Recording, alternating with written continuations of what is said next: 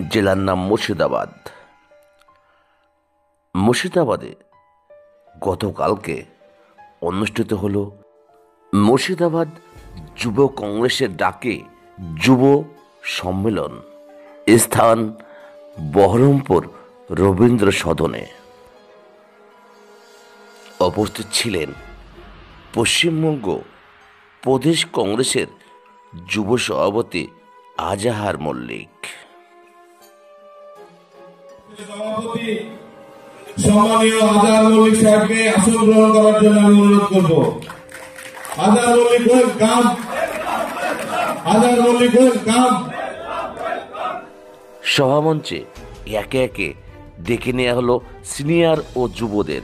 এখন বরণ করা হচ্ছে রানীনগরের প্রাক্তন বিধায়িকা ফিরোজা বেগম, কংগ্রেস নেতা আমিনুল ইসলাম সহ আগত সকল যুব ও সিনিয়র নেতৃত্বদের।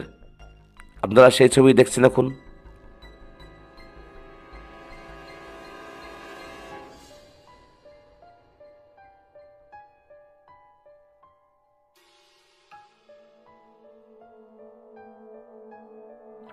বরণ করে নেওয়া হলো জেলা কংগ্রেসের সাধারণ সম্পাদক ও নওদা বিধানসভার অবজারভার তুহিন দাস গাওয়াইকে।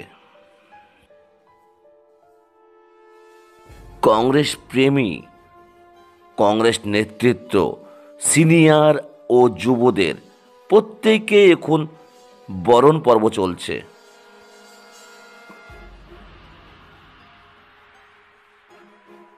সভামঞ্চে উপস্থিত ছিলেন কংগ্রেস নেতা মাহফুজ আলম ডালিম,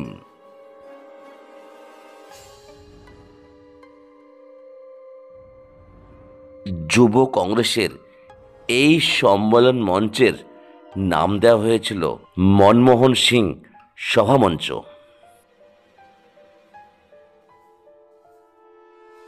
এবার বরণ করে নেওয়া হলো মুর্শিদাবাদ জেলার লড়াকু যুবদের আইকন জেলা পরিষদের মেম্বার তহিদুর রহমান সুমনকে। বরণ করে নিচ্ছে মুর্শিদাবাদ জেলারই আর এক লড়াকু যুবনেতা ইউসুফ। বরণ করে নেওয়া হলো ইউসুফকেও।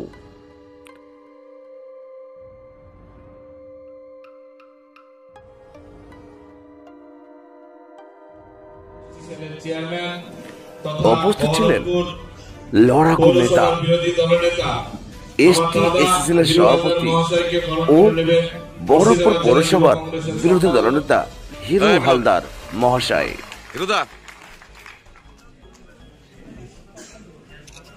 ডক্টর মনমোহন সিং মহাশয় স্মৃতির উদ্দেশ্যে আমি সকলকে বলবো আমরা 1 মিনিট নীরবতা পালন করব।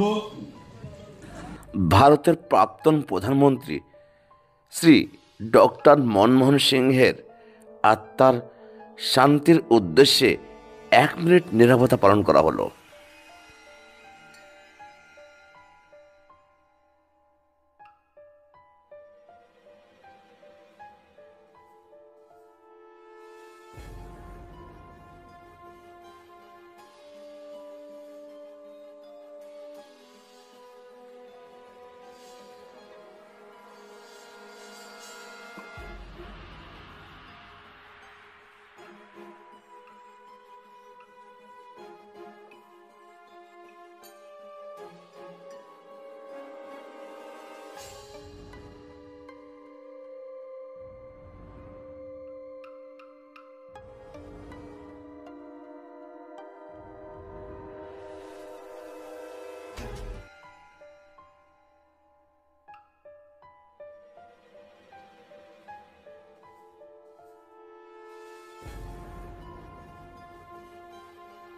আপাতত বরণ পর্ব শেষ।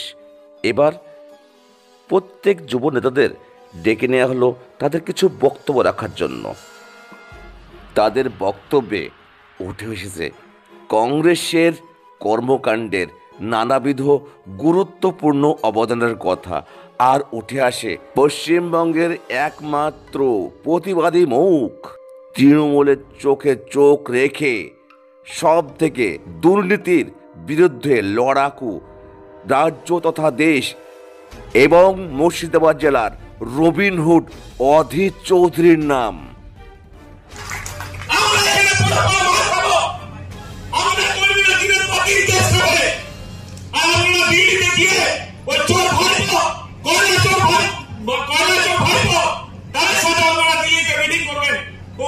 কংগ্রেস কর্মীদের কাছে কি বার্তা দেন?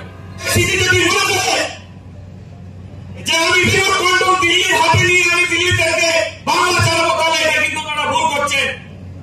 আপনারা যদি মনে করেন কোন একটা দুর্বলকে সভাপতি বসিয়ে আমরা তৃণমূলের সাথে জোট করবো, আপনারা মূর্খের সঙ্গে কাজ করছেন। যে জোট করবে সে করবে, আর যারা জোট করতে হবে তারা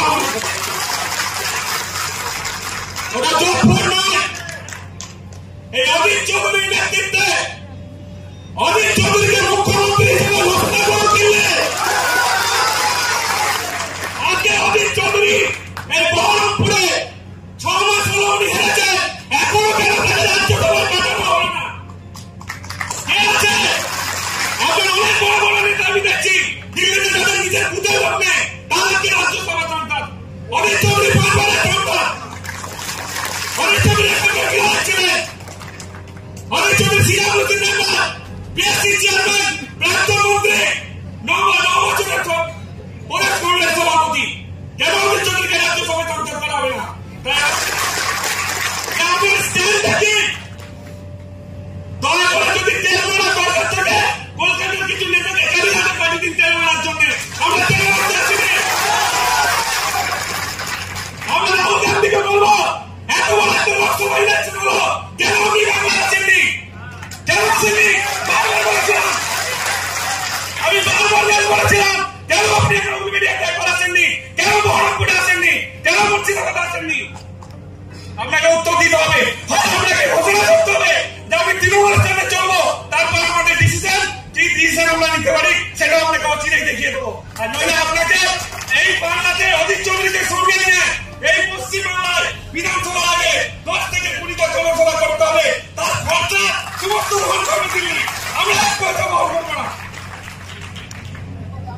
আমি একটা কথা পরিষ্কার বলতে চাই, আবার বলছি, আমি কিন্তু যুব সভাপতি হয়েছে কাউকে তেল মেলে রাজনীতি আমি করি না। না দিল্লিতে মারি, না পশ্চিমবাংলায় কাউকে মারি, একজনকে রেসপেক্ট করি, তার নাম অধীর চৌধুরী। আমার বাপের নেতা ছিল অধীর চৌধুরী, আমার নেতা অধীর চৌধুরী। কারণ আপনাদের একটা ছোট্ট ঘটনা বলি, আপনারা মনে করবেন একটা ঘটনা মানবতাকে জানবে, যারা যুব ছেলে আছে জানে না, তখন আমি সবাই রাজনীতিতে এসেছি। একটা ছোট্ট ঘটনা, সেটা হচ্ছে আমাদের কংগ্রেসের কিছু নেতা যারা আজকে তৃণমূলে গেছে, তারা মঙ্গলকোটে মিটিং করতে এসেছিল আমার বাড়ি বর্ধমান খন্ড বসে। তো সেই নেতাগুলোকে ওই মাঠে মাঠে ধান খেতে জমিতে ছুট করিয়েছিল তৎকালীন শিল্পের। আর তার 1-2 দিন পর বাংলার রাত বা গরিবের রবীন্দ্রনাথ অধীর চৌধুরী 200খানা বাস নিয়ে সিপিএমকে বলে দিল আমি তোদের বাপের বাপ, চুপচাপ করে ঘরে ঢুকে। আমরা সেই অধীর চৌধুরীকে দেখতে চাই।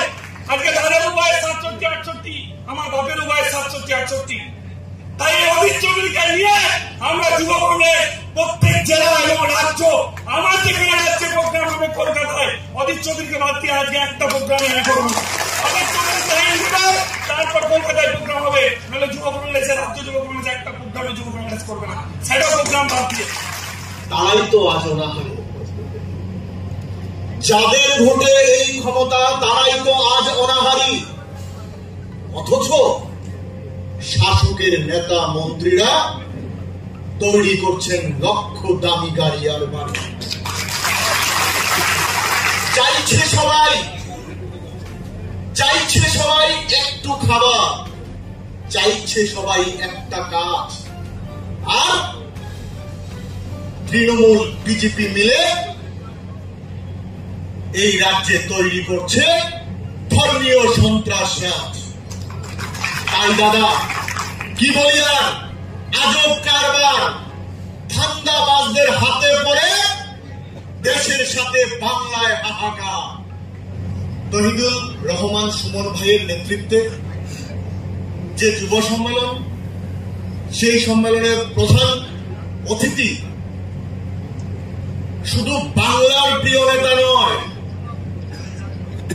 আমাদের ত্রিপুরা রাজ্যের, আমি ত্রিপুরা থেকে আসি, আমাদের ত্রিপুরা রাজ্যের প্রতিটি কংগ্রেস কর্মীর উচ্ছ্বাস, আবেগ অধীর চৌধুরীজি, প্রাক্তন প্রদেশ কংগ্রেস সভাপতি, দেশের ভারতবর্ষের লোকসভার প্রাক্তন বিরোধী দলনেতা অধীর চৌধুরীজি আজকের আমাদের এই যুব কংগ্রেসের সম্মেলনে উপস্থিত হয়ে আমাদের মঞ্চকে আলোকিত করার জন্য আমি ভারতীয় জাতীয় যুব কংগ্রেসের পক্ষ থেকে অসংখ্য ধন্যবাদ জানাই। এবং যারা রাহুল গান্ধীজির ভাষায় বব্বরশেররা যারা বসে আছে, সবাইকে আমি ভারতীয় জাতীয় কংগ্রেসের একজন সাধারণ কর্মী হিসাবে মাথা নত করে প্রণাম এবং সালাম জানিয়ে কয়েকটি কথা বলবো, বক্তব্য দেব না। মনে আছে আপনাদের, দেশ কি युवा क्यों रहे बेरोजगार, आपकी बार मोदी सरकार। মনে আছে আপনাদের, बहुत हुआ महंगाई की मार, आपकी बार मोदी सरकार। মনে আছে আপনাদের, अच्छे दिन आने वाला है क्योंकि हम मोदी जी को लाने वाला है। আজ 11 বছর অতিক্রান্ত হয়েছে। যে সিলিন্ডার কংগ্রেসের শাসনে 55 বছর লেগেছিল 400 টাকা হতে, সেই সিলিন্ডার 11 বছরে, মাত্র 11 বছরে 1200 টাকার উপরে হয়ে গেছে। যে পেট্রোল কংগ্রেস শাসনে 50 টাকা লিটার হতে 55 বছর লেগেছিল, সেই বিজেপির আমলে মাত্র 11 বছরে আজ 100 টাকা ছুটছে। যারা মেহেন্দারের কথা স্লোগান দিয়ে 2014 সালে বিজেপিকে এনেছিল, যারা এখন এই রাজ্যে বিজেপিকে আনার জন্য বলছে, আরে টিএমসি এবং কংগ্রেস দিল্লিতে দোস্তি করে, পশ্চিম বাংলায় কুস্তি করে। আপনারা আসুন, বিজেপির হাতকে শক্তিশালী করুন, কংগ্রেস টিএমসি কে হটাতে পারবে না। আমি সেই সব বিজেপির বন্ধুদের বলতে চাই, আর আপনারা সেই সব বিজেপির বন্ধুদের প্রশ্ন করবেন, সিপিএম পার্টি কংগ্রেসের সাথে দিল্লিতে অ্যালায়েন্সে থাকতো, ইউপিএতে সিপিএম থাকতো, কমিউনিস্ট থাকতো, আপনারা জানেন বামফ্রন্ট থাকতো। এই পশ্চিম বাংলা থেকে বামফ্রন্টকে উৎখাত করেছে একা টিএমসি নয়, ভারতীয় জাতীয় কংগ্রেস। কেরালায়, ইউপিএর মধ্যে বামফ্রন্ট আছে, কেরালায় সিপিআইএম এর বিরুদ্ধে লড়াই করে আমাদের প্রিয় নেতা রাহুল গান্ধীজি। অর্থাৎ রাজ্যে কার সাথে লড়াই হবে সেটা তৈরি করে রাজ্য নেতৃত্ব। আমি লোকসভার বিরোধী দলনেতার সামনে আপনাদের সামনে সেই কথা বলছি। আজ একটা কথা বলতে চাই, যতদিন এই রাজ্যে অধীর চৌধুরী বেঁচে থাকবেন, ততদিন টিএমসির সঙ্গে কংগ্রেসের অ্যালায়েন্স হবে না। বিজেপির বন্ধুদের বলবেন, মমতা ব্যানার্জি কংগ্রেস থেকে যাওয়ার পর কারা মমতা ব্যানার্জিকে ফুলে ফেপে বড় করেছে? বিজেপি। বিজেপি মমতা ব্যানার্জিকে অক্সিজেন দিয়েছে। কংগ্রেস ভুল করেছিল, কংগ্রেস বুঝতে পারেনি, মমতা ব্যানার্জিকে তৈরি করেছে। আমি আপনাদের একটা কথা বলতে চাই, মমতা ব্যানার্জি আমাদের নুন লবণের মতো হতে যাচ্ছে। অর্থাৎ জলে জন্ম, স্থলে বাস, জলের মাধ্যমেই সর্বনাশ। জানেন আপনারা, মমতার জন্ম হয়েছে কংগ্রেস পার্টিতে, এখন টিএমসিতে বাস করছে। কংগ্রেস পার্টি মমতার সর্বনাশ করবে আগামী দিনে অধীর চৌধুরীর নেতৃত্বে। তাই বিজেপির বন্ধুরা আসলে এখন বলবেন, সময় এসছে, 11 বছর হয়ে গেছে, আমরা সুযোগ দিয়েছি, আসুন এবার আমাদের সঙ্গে আমাদের হাতে হাত রাখিয়ে আওয়াজ তুলুন, বহুত হুয়া মেহেঙ্গাই কি মার, আপকি বার কংগ্রেস সরকার। ভাঙনের মাঝে নতুনের কণ্ঠস্বর আমার নেতা অধীর রঞ্জন চৌধুরী। নির্বাচনে প্রতিদ্বন্দ্বিতা করার পর জনপ্রতিনিধি তৈরি হয়, নেতা তৈরি হয় না। নেতা তৈরি হওয়ার জন্য একটা মেটেরিয়ালস লাগে, সেই মেটেরিয়ালস দিয়েই তৈরি হচ্ছে অধীর রঞ্জন চৌধুরী। কারণ তিনি এই মুর্শিদাবাদকে পরিচিত করেছেন, এই বহরমপুরকে পরিচিত করেছেন, শুধুমাত্র গোটা বাংলা বা গোটা ভারতবর্ষে নয়, ভারতবর্ষের বাইরেও বিভিন্ন জায়গাতে তিনি গিয়ে বারবার তিনি প্রমাণ দিয়েছেন। আর জেলার উন্নয়নের কথা বলতে গেলে আমরা বলতে পারি মুর্শিদাবাদ জেলার উন্নয়নের রূপকার যদি কেউ থেকে থাকে তার নাম অধীর চৌধুরী। কারণ আপনারা দেখেছেন গঙ্গা পদ্মা ভাঙন, বিভিন্ন জায়গায় শিশু মৃত্যু থেকে শুরু করে আর্সেনিক সমস্ত ইস্যু নিয়ে যদি কেউ লড়াই করে তার নাম অধীর চৌধুরী। এককভাবে 2003 সালে এই মুর্শিদাবাদ জেলা পরিষদ গঠন করার পর তিনি গোটা জেলা জুড়ে পাকা রাস্তা থেকে শুরু করে উন্নয়নটা কি করতে হয় দেখিয়ে দিয়েছিলেন। তিনি অল্প সময়ের জন্য রেলের রাষ্ট্রমন্ত্রী ছিলেন, সেই সময় এই মুর্শিদাবাদবাসীকে দেখিয়ে দিয়েছেন। সে কাজ আজকে চলছে, আজকের দিনে। তিনি 2014 সালে মন্ত্রিত্ব ছেড়েছেন, কিন্তু 2025 সাল এখন সে কাজগুলো হচ্ছে, সেগুলো দাদার আমলে স্যাংশন করে। এই মুর্শিদাবাদ জেলায় যদি ইলেকট্রিফিকেশন ডাবল লাইন কার উদ্যোগে? অধীর রঞ্জন চৌধুরী। এরপরে গেলে দেখবেন প্রত্যেকটা স্টেশনের যে সৌন্দর্যায়ন কার কারণে? অধীর রঞ্জন চৌধুরী। তাই বলতে গেলে অনেক কিছুই বলা যায়। আজকে আমরা ক্ষমতায় নেই, সাম্প্রদায়িকতার মেরুকরণের ফলে দাদা হয়তো নির্বাচনে পরাজিত হয়েছে। তিনি আমাদের নেতা ছিলেন, আছেন এবং থাকবেন। উপস্থিত ছিলেন প্রাক্তন বিধায়ক তথা রাজ্যের মন্ত্রী মনোজ চক্রবর্তী। অধীর চৌধুরীর আগমনে টোটাল রবীন্দ্র সদন উচ্ছ্বাসিত। তারপর দেখুন। শ্রী অধীর রঞ্জন চৌধুরী মহাশয় আমাদের সকলের অনুপ্রেরণা, আমাদের এই মুর্শিদাবাদ জেলার গর্ব, মা বোনেদের নয়নের মণি যুবকদের অনুপ্রেরণা। আমি জানি দাদা আসাতে আমাদের ছেলেপিলেরা উচ্ছ্বসিত হয়েছে। আমি সকলকে বলবো প্রথমে আমাদেরকে শৃঙ্খলাবদ্ধ হতে হবে, শৃঙ্খলা ভাবে আমাদের সকলকে বসার বা দেখার প্রোগ্রামটা দেখার সুযোগ করে দিতে হবে। অধীর চৌধুরীকে বরণ করে নিলেন জেলার যুব সভাপতি তহিদুর রহমান সুমন।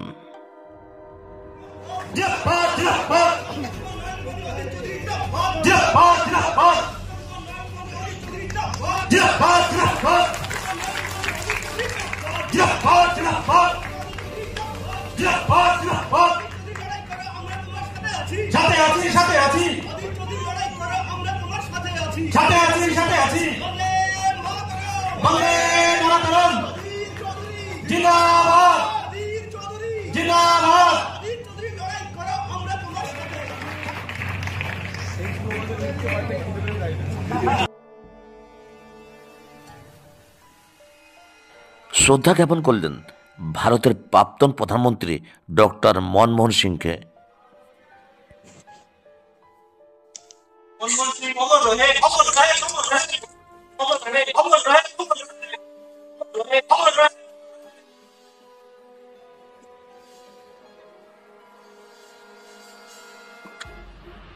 ARC 24 news.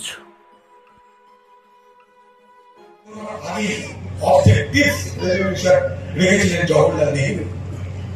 তাই আমাদের জাতীয় কংগ্রেসে যেমন মহাত্মা গান্ধীকে দেখতে পাবেন, পাশে দেখতে পাবেন আরেকটা গান্ধী, খান আব্দুল গফফার খান। আমাদের কংগ্রেস পার্টি দ্বারা দেখবেন জওহরলাল নেহরু, পাশে দেখতে পাবেন মৌলানা আবুল কালাম আজাদ। আমাদের দেশে আমরা যেমন নেতাজি সুভাষ চন্দ্রের কথা বলি, পাশাপাশি আমরা বলি খান সারওয়ার খানের কথা। এইভাবেই কংগ্রেস দল ভারতবর্ষের সকলকে নিয়ে চলার পথ দেখিয়েছে। তাই মোদীর পছন্দ না, সে কি বলে কংগ্রেস মুক্ত ভারত। কারণ কংগ্রেস যতদিন থাকবে মোদীর বিরুদ্ধে এই সাম্প্রদায়িকতার লড়াইটা করেই যাবে। তার জন্য মহাত্মা গান্ধী চলে গেছে, তার জন্য ইন্দিরা গান্ধী চলে গেছে, তার জন্য রাজীব গান্ধীকে শহীদ হতে হয়েছে। আমরা আমাদের পথ ছাড়িনি। বোঝার চেষ্টা করবেন এটা। কখনো কিন্তু নরেন্দ্র মোদী বলেনি যে মমতা মুক্ত বা তৃণমূল মুক্ত ভারত। খেয়াল করে দেখে কখনো বলেছে না, আবার দিদিও কখনো বলে না। কিন্তু যাদের কথা তারা ঠিক বলবে না সব। কেন? কারণ এই দিদিরা বিজেপির সঙ্গে হাতে হাত মিলিয়ে এই পশ্চিমবঙ্গে তারা নির্বাচনে জোট করেছিল। আপনি সবাই জানি, মানুষকে এগুলো মনে করে দিতে হবে। আজকে আমি পশ্চিমবঙ্গে যে মেরুকরণের রাজনীতি, খুব পরিকল্পিত ভাবে এই মেরুকরণের রাজনীতির দুজন হচ্ছে বেনিফিশিয়ারি, দুজন হচ্ছে লাভার্থী। তারা কে? তারা হল মোদী, তারা হল দিদি। বাকি আমাদের মতো যারা পার্টি করি, যারা আমরা ধর্মনিরপেক্ষতায় বিশ্বাস করি, আমরা যারা উদাহরণে বিশ্বাস করি, জাতীয়তাবাদে বিশ্বাস করি, আমাদের জন্য বড় বিপদ এসে গেছে। আমাদের জবাই হতে হচ্ছে, আমাদের আরো বেশি আঘাত পেতে হচ্ছে। তার কারণ আমরা না হিন্দু হয়ে না মুসলমান হয়ে আমরা সাম্প্রদায়িক রাজনীতি থেকে দূরে রাখি। মমতা খুব সুকৌশলে মুসলমান সাম্প্রদায়িক এনার্জি করে মাথা খারাপ করে দিয়েছিল। মনে করে দেবো কেন? মুসলমানদেরকে ভয় দেখানো। ওকে মোদীর বিরোধিতা করতে হচ্ছে, মুসলমানদেরকে ভয় দেখানো। মোদী আসছে, সাবধান, আমি আছি, বেশি বাঁচিয়ে যাবে। আর কিছু রাজনীতি নেই। মুসলমান তোমাদেরকে মোদী পাবে, আমি মমতা নেই তোমাদেরকে তাদের ভর্তি রাখবে সবসময় মুসলমানদেরকে। তাদেরকে ক্ষমতা দেওয়ার সময় কিছু করবে না। ক্ষমতা দেওয়ার সময় মুসলমান নাই 10,000 মাদ্রাসা করে দিয়ে বলছিল, তার কোনো খবর নাই। এই পশ্চিমবঙ্গে ভারতের সব থেকে বেশি ওয়াকফ সম্পত্তি আছে, সেগুলো লুটপাট হচ্ছে, তা নিয়ে কোনো গল্প না। আচ্ছা 3টে পর্যন্ত তো ঠিক আছে। তা ভাই মোটামুটি কথা হলো আমার, আর একটু 8-2 মিনিট। তাই আমি আবার বলছি যে কংগ্রেস, যুব কংগ্রেসকে আরো বেশি করে রাজনৈতিক কর্মকাণ্ডের মধ্যে ঝুলিয়ে রাখতে হবে। আমাদের অনেক ক্ষমতা আছে। আজকে কাউকে হয়তো আমরা মেহনত করে খারাপ করেছি, জিতেছি, কাউকে সাথে চলে গেছি। আমাদের ক্ষমতা আছে, আপনারও আছে, আমারও আছে। আমরা অনেককে বড় করে দিয়েছি, এমএলএ বানিয়ে দিয়েছি, তার সব বানিয়েছি। অনেকে জেলা পরিষদের নেতা করেছি, বানিয়েছি। এক অদ্ভুত রাজনীতি চলছে বাংলায়, খরিদ করার রাজনীতি। যেমন তেমন করে খরিদ করে দাও, বিপক্ষ করে কিছু রাখবো না। প্রশাসন আছে, প্রলোভন আছে, সবকিছু করে ধ্বংস করে দেওয়া। সেই প্রক্রিয়া আজও চলছে। তাই আমাদের লড়াইটা অনেক বড় লড়াই। আদর্শের লড়াই, প্রলোভনের বিরুদ্ধে লড়াই, প্রশাসনের বিরুদ্ধে লড়াই, দিদির দল ভাঙনের বিরুদ্ধে লড়াই, অনেক বড় লড়াই কিন্তু আমাদের করতে হয়েছে। তারপরেও কিন্তু আপনারা আছেন। অর্থাৎ দুধের মধ্যে দুধ জাল দিয়ে যেমন ক্ষীর হয়, আজকে এখানে যারা এসছেন তারা সেই দুধ মারা ক্ষীর হয়ে আজকে আপনারা দুঃখ হয় চলে গেলে আমি জানি। তাই একটা কথা বলবো, जिंदगी में कितने दोस्त आए और कितने बिखर गए। किसी ने 2 रोज के लिए आए थे और किसी ने 2 कदम चलते ही साथ भर लिए थे। पर जिंदगी का दूसरा नाम है दरिया, वो तो बस बहते रहेंगे, चाहे रास्ते पे फूल गिरे या पत्थर। অর্থাৎ কোন বন্ধু আমাদের কাছে এসছে, কোন বন্ধু চলে গেছে, কেউ দুদিনের জন্য এসছে, কেউ কিছুটা চলার পর আমাদের সঙ্গ ছেড়ে দিয়েছে। কিন্তু জীবনের আরেকটা নাম নদী, সেই নদীর প্রবাহিত হতেই থাকবে। সেই নদীর কখনো ফুল পড়ে, সেই নদীর কখনো পাথর পড়ে, কিন্তু নদী তার মতো করে চলতেই থাকে। আমরা হাজার বিপদের মধ্যে দিয়েও চলতে থাকবো আপনাদের সকলকে নিয়ে। জয় হিন্দ। আমরা জাতীয় সঙ্গীতের মাধ্যমে আমাদের প্রোগ্রাম